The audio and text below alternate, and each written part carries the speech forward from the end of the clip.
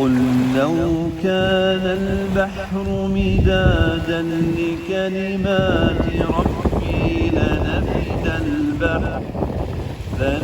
البحر قبل أن تنفد كلمات ربي ولو جئنا بمثله مددا قل إنما أنا بشر مثلكم يوحى إلي أنما